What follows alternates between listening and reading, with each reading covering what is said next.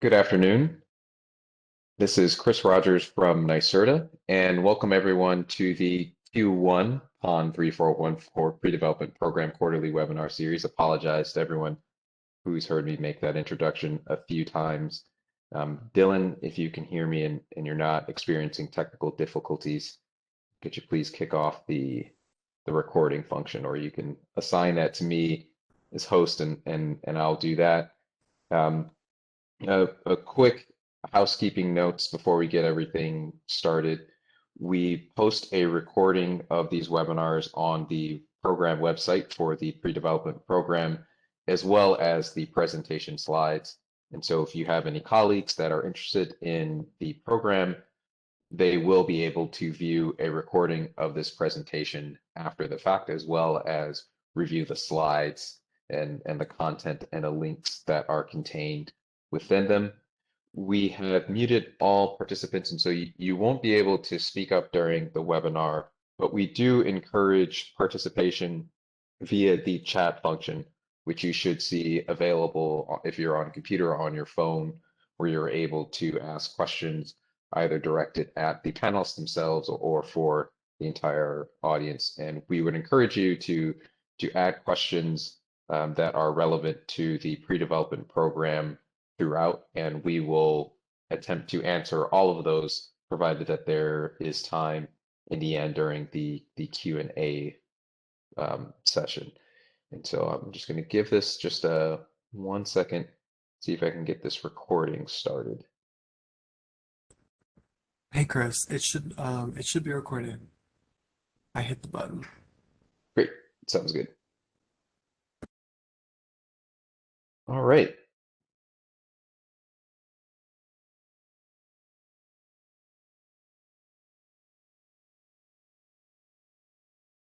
And so here's a brief outline of this quarterly webinar. We'll start off with an overview of the pre-development program itself before moving on into relevant updates for this program. That is both for this program as well as other New York Sun, the solar program of NYSERDA, that are relevant to this. We will also do an overview of the supported activities. That's a common question as to what these grants can be used for, as well as how to apply for this program before jumping into the Q&A session. And so starting things off with the overall program overview, the New York Sun program is the initiative that primarily provides incentives that reduce the overall cost of new grid-connected solar systems in the state of New York. The incentives are paid out to approved contractors, and overall it results in the reduction of the cost of the solar system. Currently, the New York Sun program is operating under the target of installing 6 gigawatts of distributed solar by 2025. But what will be touched on a bit later is there's a current proceeding before the Public Service Commission, which proposes to increase the total distributed target to 10 gigawatts by 2030. That is still before Public Service Commission, so it's not official, and we are waiting on word for that. For the pre-development program, that's part of the overall initiative that is mandated by the Climate Act, where 40% of the benefits must go to disadvantaged communities, low to moderate income households, and this program is particularly supported by that funding. The pre-development program itself will be open until the end of 2024. That's the current timeline for the program, in line with the 6 gigawatts by 2025. It is anticipated that along with the extension of the overall installed capacity targets, that there will likely be changes to the application acceptability deadline. I will be sure to make an update during this pre-development program webinar series once we have more information on that. But I will say that while currently this states until December, the end of 2024, it's highly likely that if we have a new installed capacity target for 2030, it would make sense to extend the overall timeline for this program as well. What will likely stay the same is the overall maximum grant capacity of $200,000 for the implementation and operation of solar and storage installations. The grant applications or applicants, the most common ones include affordable housing providers and managers, but you can also apply to this program if you are a community-based organization, a municipality that has a strong constituency with low to moderate income households, or you could be a technical service provider that is working in close partnership with one of the aforementioned organizations.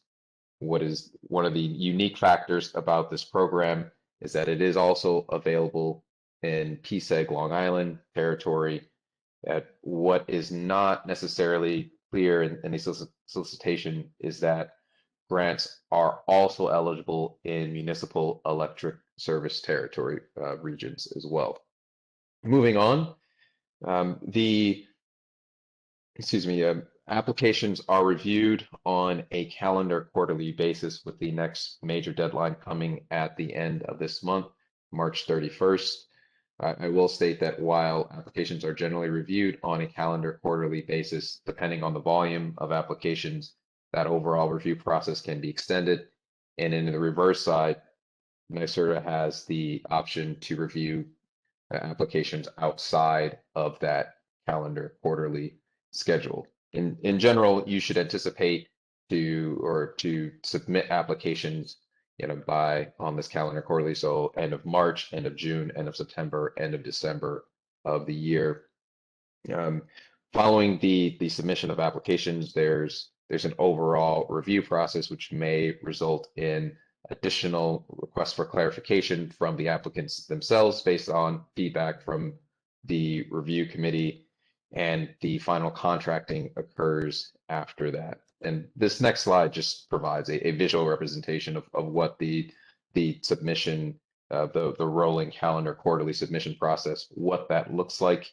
I think perhaps the biggest takeaway here is that if you miss a calendar deadline, they're really intended as guideposts to encourage folks to remind eligible applicants that the funding remains available and encourage them to submit it. But you should, if you miss a deadline, you're able to submit in the next calendar quarterly cycle. A few key terms here, excuse me. So again, as I mentioned, since we will be uploading a recording of this presentation onto the website, as well as making the slides available, you don't have to worry about screenshotting or copying this down. But when we're talking about regulated affordable housing, in general, these are the type of properties that ought to be serviced by the solar and or storage projects that are being developed or being explored and assessed under this program. Additionally, I think perhaps the one of the more critical terms is a technical service provider, as while the grants themselves, they are targeting community-based organizations or affordable housing managers and providers. The grant applicants can also be technical service providers that are working in partnership. That means if your firm is not a manager of affordable housing, if you have some sort of partnership agreement that you can establish with perhaps a housing authority that does manage affordable housing, that you are eligible to submit a grant for this project. One of the key overall goals, though, is that by targeting regulated affordable housing or low to moderate income households that are individually found throughout communities, that the goal is to drive the development of community-led projects themselves. Now we'll transition into some program updates. The main program updates that I'll be speaking with aren't necessarily to the pre-development program themselves, but they are directly relevant to anyone who is exploring the development of solar and storage projects that will benefit regulated affordable housing. Those are specifically, there were changes which there's some issues in the communication of this to the Multifamily Affordable Housing Adder that provides an increased financial incentive for solar projects that are built directly upon regulated affordable housing, as well as something that I referenced earlier. It's referred to as the 10 gigawatt distributed solar roadmap that was filed last December. I won't be speaking about that second part too much. We're currently in the process, or excuse me, the Public Service Commission is currently in the process of soliciting comments on the future of solar roadmap, the 10 gigawatt distributed solar roadmap. However, the deadline for that is this Monday. And so it is unlikely if you are just discovering the roadmap right now that you would have time to submit comments. I did want to make those who are in attendance aware, though, that there are certain features in the roadmap that are very relevant to the development of solar projects on regulated affordable housing. So moving on to the changes on the multifamily affordable housing adder, there are two big ones. The first is that it was extended last fall to the Long Island region. That means a solar project that is built upon regulated affordable housing in Long Island is eligible for a $1 a watt New York Sun incentive for that project. There are very few solar incentives from NYSERDA that are available on Long Island, and this is one of one of two. There's also an incentive that is available for single family homeowners who are at or below 80% of the area median income. Just like the rest of the state, the multifamily affordable housing adder, this $1 a watt incentive, it's capped at the first 200 kilowatts of capacity, after which the language is that the applicable non-residential incentive will apply. In Long Island, that essentially means that there's only an incentive for projects that are 200 kilowatts and below. Anything above that would not receive any incentive. For more information on that, I would encourage you to review the program manual, which can be found within the resources for contractors section on the New York Sun website. In the Con Edison region, the most significant change is related to community solar projects that are also built upon regulated affordable housing. If this community solar project was built after the expiration of what was known as the community credit, and this project will not receive the community credit, then the multifamily affordable housing adder will increase for these projects. This is a change of both of these changes, both the extension to the Long Island region, as well as the increased $2 a watt that applies for these community solar projects that are built on regulated affordable housing within the Con Edison region. Those are proposed to continue in the new 10 gigawatt distributed solar roadmap. So there's not I guess another way of saying that is it is not anticipated that either of these incentives or changes will expire anytime soon. Moving on, I wanted to touch on a little bit on the distributed. I think it's a good time to talk about the distributed solar roadmap. So in addition to changing the overall targeted capacity to 10 gigawatts by 2030, it as under the terms of the Climate Act, which is mandating 40% of the benefits of NYSERDA programs go to underserved and disadvantaged communities. This means that there is a goal of an additional 1,600 megawatts of new capacity that must target disadvantaged communities. That's where in the beginning, when I was speaking of the likely change of the deadline for the pre-development program extending beyond the end of 2024, in order to allocate that 1,600 megawatts of projects, programs like the pre-development program, as well as the multifamily affordable housing adder, will need to be extended. One of the most significant proposed changes in the roadmap applies to the Con Edison region. There is a proposed change to the overall incentive that would apply to solar projects that are built on multifamily housing. In New York Sun parlance, that's known as the non-residential incentive. That incentive is currently at, I believe, 35 cents a watt. Forgive me on that, but the proposed new capacity would be added for non-residential projects in the Con Edison region, and projects under 1 megawatt in size the proposal is to increase that to $1.30 a watt for non-residential projects.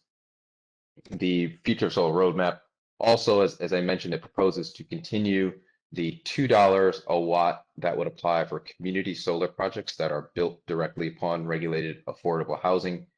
One of the areas where the Future of Solar Roadmap is silent, however, is on projects that are built on multifamily affordable housing that are not community solar.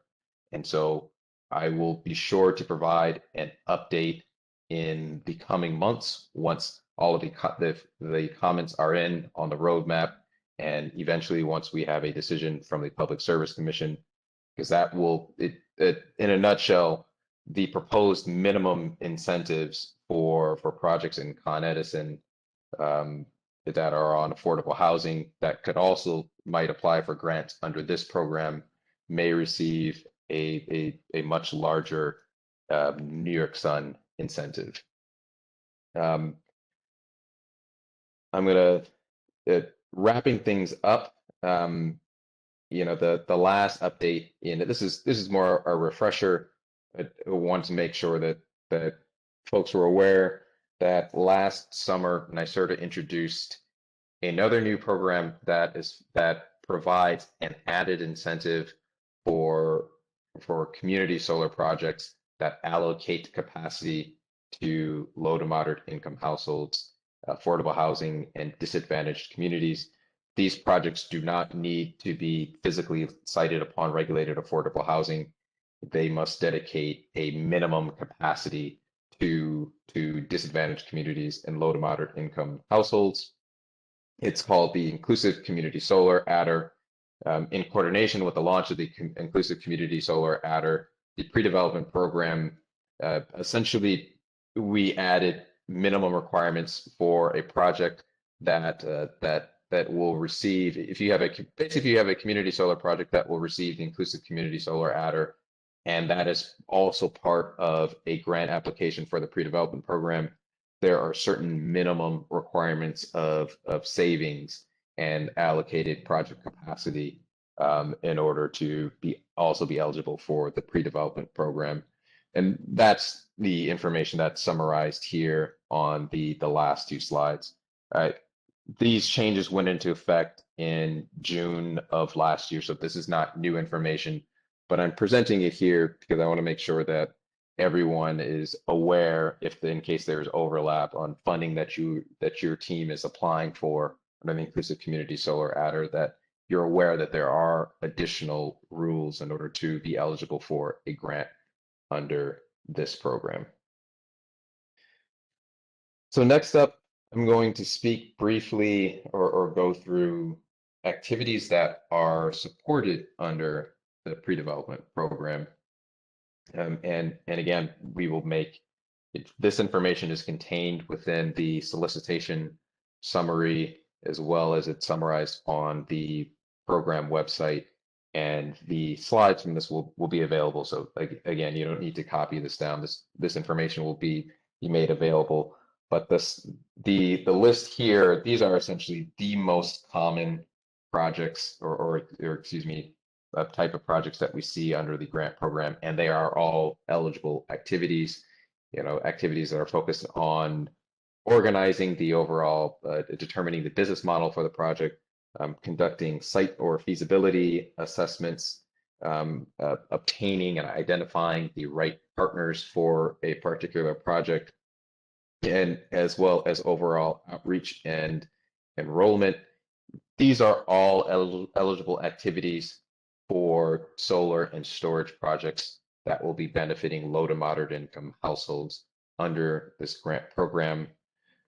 I would say my suggestion for any potential applicant or group that is considering applying for funding under this program, if you have questions about eligibility of your proposal and if that fits under this program, or if maybe there's another program at NYSERDA that would be a better fit for it, I would encourage you to reach out to myself or to NYSERDA. I will provide my email address at the end of this presentation so that you can reach out to me. You're also free to submit any questions or comments within the chat function here. We could address this this afternoon. So moving on into how to apply to the pre-development program. The entire application process is completed online. There is a link to the application website on the pre-development program webpage that's also hyperlinked here. If you're if you're familiar with the New York Sun website, it's a within the drop down menu there's a sub page for the pre-development program, the Affordable Solar Storage Pre-Development Technical Assistance Program, and you can find the link there. But essentially, you will be required to submit a description of the overall application and the project detail that provides a summary of your overall goals, the project team, and answer some questions. And you're also required to upload a draft work plan of activities that will be completed under this, a budget, documentation that will be required for contracting with a state government agency, as well as you're allowed to upload any additional supporting documentation. Those are typically letters of support from relevant entities, more information or documentation on the project team, or any materials that your team believes would be relevant to the review committee in assessing your application. There's no penalty to submitting or resubmitting an application through this online portal. And so if you submit an application in error where there is documentation missing, you are able to submit a new application, and you should notify NYSERDA to look at the later application. You get an automatic email a message once you submit that would allow you to download any documents that you submitted. And so with that information out of the way, I wanted to take a minute to pause to answer any questions and to review to see if there are any questions that have come in to the chat about the program updates or any questions that are relevant to the pre-development program.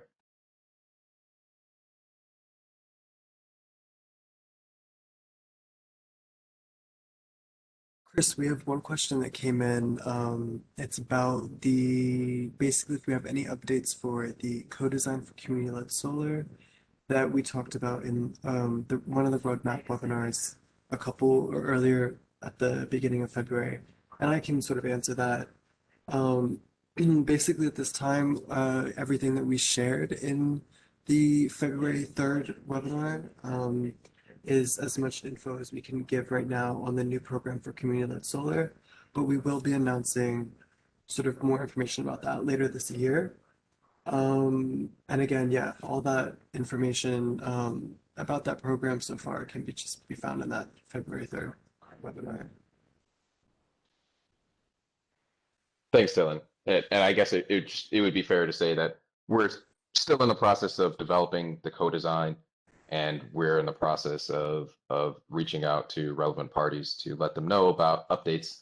And once we have a more significant update in terms of how the program would work, the details, and the availability of support under this program, we will likely, in addition to doing we will definitely do an email announcement.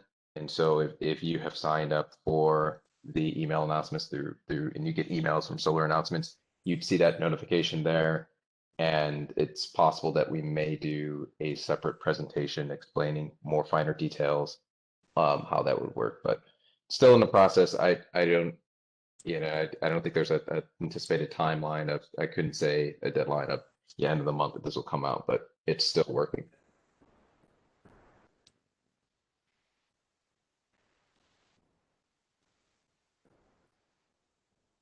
And Dylan, I don't know if you seeing any other questions that have come to you directly? Yes, there are a couple. One of them is, can you participate in the pre-development program if you are out of state, as long as you have partnered with a New York entity? And So I can, there's oh yeah, go ahead, Chris. Yeah, so I can answer that. So there's not an express prohibition on being an out-of-state entity. The critical point for applications under this program, though, is the connection to the community that will be benefiting, or that is the households, the low to moderate income households within the community, as well as the affordable housing provider and manager. And so there have been other grantees in the past that have been headquartered out of the state that have partnered with in-state entities, but it would be important for that relationship to already exist.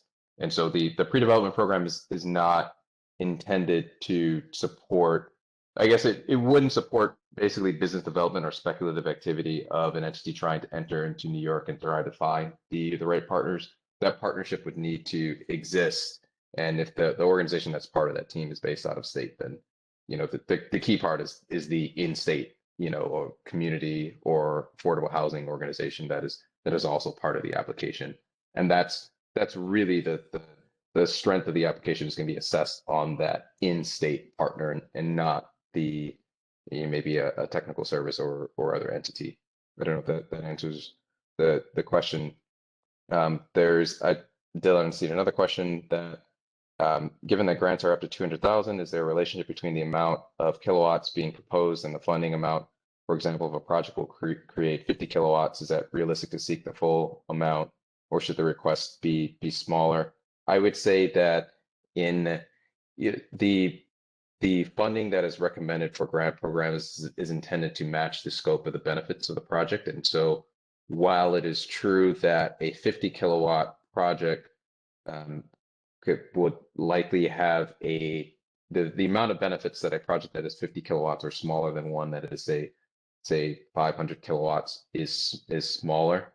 That there's a lot of questions in how that would work. And there are ways that perhaps a smaller project could have more meaningful benefits than, or a more meaningful and more wider variety of benefits than a larger project, in which case the actual kilowatt size, it being smaller, would not be a barrier to a higher level of funding being recommended. For example, if there's a community-based organization that is working with maybe one or two smaller affordable housing properties, and they are establishing a they are essentially working on developing projects that will be entirely owned by the tenants at a particular building. And so the overall long-term value to those tenants is higher than potentially signing up a larger group of buildings to community solar projects where there's still going to be savings on their electricity bills, but you if you were to assess the total benefits over maybe a 20-year period, it would be less than these smaller projects. That's one such example where you can see that there's a smaller kilowatt capacity that's being developed, but the overall benefits being proposed are higher. And the other component of that goes into the consideration in terms of the benefits is the likely feasibility of the project. So a project that is more speculative and aspirational, where there are a lot of unknowns, either in terms of the securing of the site, the outreach strategy, who will be implementing it, who will be participating in a project. If a project has a larger kilowatt capacity target, but there are more unknowns in terms of how that project will actually come to being, that goes into the recommended funding level, which would likely be lower because the project team is essentially still trying to figure a lot out. Whereas if a project they know who will be funding the project, they've secured site control. They understand who all the parties are, and they're able to articulate that in the application, showing how in detailed form how they will get to the endpoint of the project. That project is viewed as far more concrete, and so the anticipated level of benefits are treated as a higher level of benefit.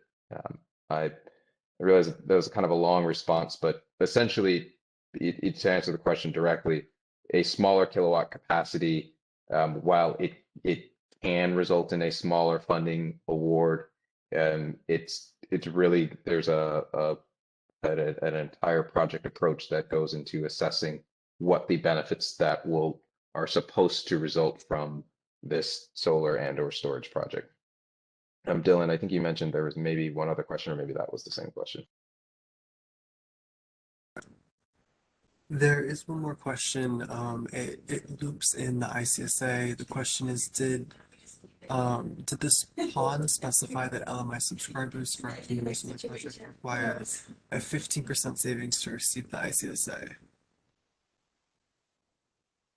So I'm going to go back to that and just want to make sure I heard the question correctly. It was a question that I guess is essentially this on the side. Does it say that the guaranteed savings would be 15% if a project receives the ICSA and applies for pre-development? The answer to that question is yes. So for the ICSA in general, the minimum bill credit savings is 10%. But if that project is also applying for a pre-development grant, we have up the minimum savings guarantee to 15%.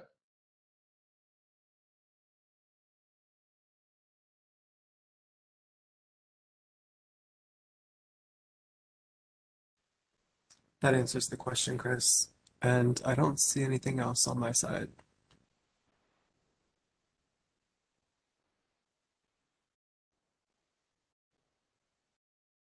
Thanks, Dylan. So I guess what I'll do now is to transition into the wrap up section of the webinar, and after we go through with that part, we'll leave the webinar open for a little bit in case folks have other questions here. Please feel free again submit them in the chat. So we're doing these webinars. Again, they're aligned with the calendar quarterly submission deadlines. I think I kind of hinted at this. I think the next major update in terms of webinar, it may not occur in the Q2 one, which will be in June, but it will. I think based off the timeline that we're anticipating for a decision from the Public Service Commission on the future of solar roadmap, that it's likely going to take a few months, that will likely there are going to be some changes to this program by around that would be known by the time we get to the third quarter webinar. And so the next webinar that we're going to have, we're going to look to feature another past participant or grantee in the program to provide some more information. But I would ask you all to stay tuned for the Q3 webinar, because likely by that time, there will be a lot more details on some changes to overall incentives under the New York Sun program, as well as the pre-development program.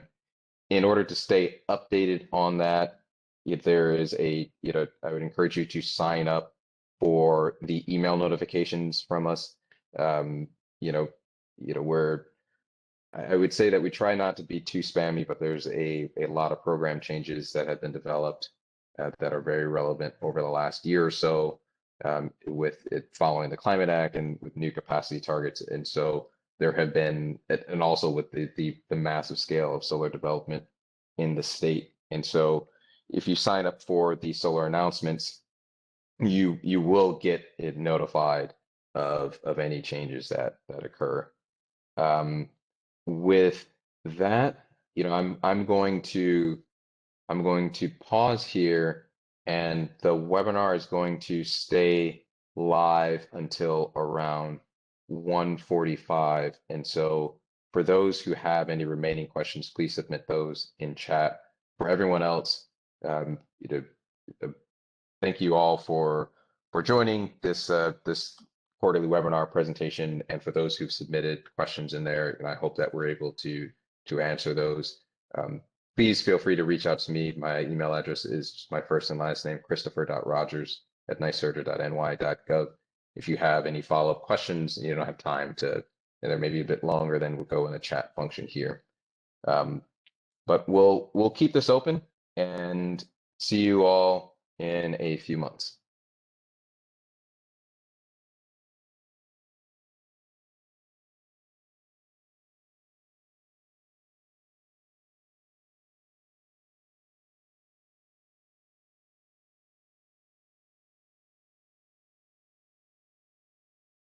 There's a question about, I guess, does this affect those that are currently installing PV battery storage in single family homes? I guess if, is that question intended to be about would a project be eligible for funding if they were going to install, if they're targeting single family homeowners? I'm going to choose to answer that question. If that's not it, please clarify. In general, the projects under this program are intended to target. I think we label it as regulated affordable housing, and we don't call it multifamily affordable housing. But that's intended to leave the door open for different entities that are more common in the upstate region of New York, where there are portfolios of single family homes that have income-based restrictions for them. So what I would say is that if your project or proposed project is working with a portfolio of single family homes and targeting them for solar PV or storage, then that may be eligible for a grant project. If, however, the target is more akin to something that you would have seen under, I guess the old Solarize project, where you're targeting just different single family homeowners, that is not the primary intended target or of grant recipients. But what I would, if there is some project that you have in mind, I would encourage you to follow up with me with a maybe a description of what you're intending. I'm thinking likely no, but again, there are a lot of different structures of affordable housing across the state, and so I can't say a categorical no.